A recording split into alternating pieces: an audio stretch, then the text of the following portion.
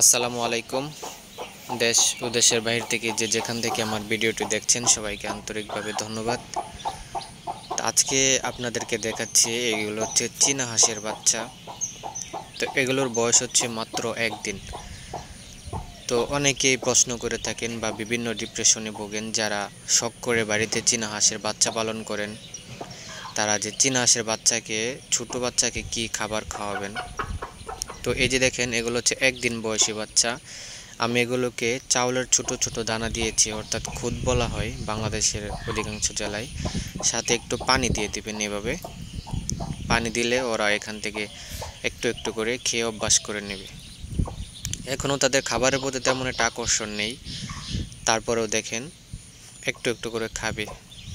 তারপরেও যদি করবেন আপনারা, যারা খুদ যদি একটু কম খায় তাহলে 1-2 দিন, বাচ্চার বয়স 2 দিন কিংবা 3 দিন পার হওয়ার পরে এই ছোট ছোট চাউলের দানা বা খুদ দিয়ে আপনারা নরম করে যা বা খিচুড়ি রান্না করে দিতে পারেন।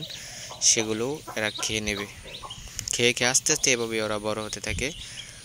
আবার কেউ যদি শখ করে চান বাজার থেকে খাবার আছে, মুরগির জন্য হাঁসের জন্য খাবার আছে, সেগুলো খাবার যদি খেতে পারে তো সে উপযোগী হলে এগুলো খাবারও খাওয়াতে পারবেন।